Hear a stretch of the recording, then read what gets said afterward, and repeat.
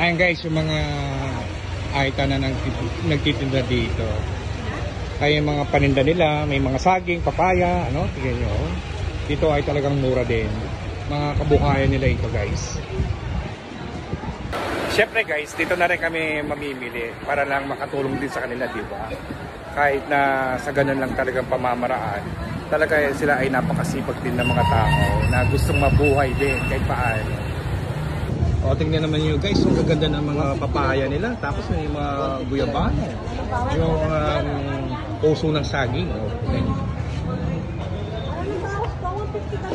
yung puso na yun yung mas maganda ngayon. Pusok sisig, no? Yan. Mami, magkano ho ito, mami? Wow, ang gaganda ng papaya niyo, mami, ha? Yung ano, yung saging na tondan, no? Dito sa kanila, ganun din ang kanila mga specialty. Yung mga ube, ngayon wala sila ngayon, ano? Ayan, mami, shout out po kayo sa aking channel. Hello po, viewers. Hello po. Viewers, yeah, follower po. Hello po sa inyo lahat. Siya po ang nagtitinda dito at yun ang kanilang mga kabuhayan dito sa Miami, sa Pampanga. Kaya next destination, yung maghahanap kami ng pabalat na para sa Shanghai na bili ni Mami Yo. Kaya dyan muna kayo guys. Okay? Guys, barat daw ako. Namin ni Agnes. Tuwan-tuwa siya sa akin, ano, kung paano ako mamili. Halos gusto ko na ilibre na lang. Guys, ganito yung itsura ng pamilihan namin dito sa palengke ng Angeles City. Pero hindi pa ito ang pinaka-public market. Meron pang isa. Ito guys, ang pinaka-mainam at magandang ginagamit na pabalat para sa lumpiang Shanghai guys. Ayan o, tingnan nyo. Kahit mura, ito yung pinakamaganda. At kapag ito ay yung niluto, talagang hindi masusunog ang mga Shanghai. Ganun talagang mamalengke guys. Siyempre, hihingi ka pa rin ng, ng tawad sa yung binibili, di ba? Kaya magugulat na lang yung tendera sa hinihingi kong bawas. Guys, ganito pala tinutuhog ang bituhan ng manok, di ba? Ako'y talagang sadyang hindi pa ako nakakita ng ganito guys talaga. Yung mahilig kumain ng bituka ng manok guys. Oh guys, mga street food. Ayan, yung mahilig kumain ng mga street food guys.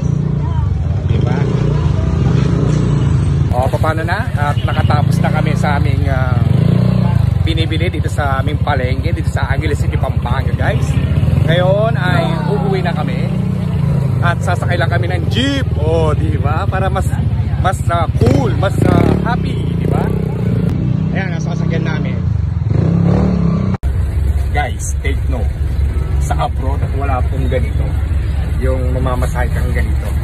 Na kung gusto mo talagang makatipid ng pamasahe, ito na lang yung mo. Ito na lang magiging solution mo at magkalang naman, di ba? Kumpara sa magka-tricycle ka, medyo may kamahalan. Sa pagsakay mo na ng tricycle. Dito, magkano? 12 pesos. 13. O, 13 pesos lang guys. O, di ba? 13? Oo, 13 pesos. O, tignan mo. Sabi ni ma'am, yung sa tricycle, magkano po ma'am sa tricycle? 120. O, 120. Samantalang sa jeep, 13 pesos lang, di ba? Dapat hindi kayo magiging choosy, di ba? Kaya dito mo lang yan makikita sa Pilipinas guys. Kung wala ito sa abroad. Biruin nyo nung ako ay high school pa noon. Ito lang talaga ang aking sinasakyan ng jeep papunta sa eskwela. Talagang ganyan dito guys, kapag kayo sasakay yung jeep, titiisin mo talaga yung siksikan, yung init, di ba? Hindi lang yun yung nagiging masaya, yung enjoy ka sa ginagawa mo. Nagsampuan bawat. Hindi naman masama yun.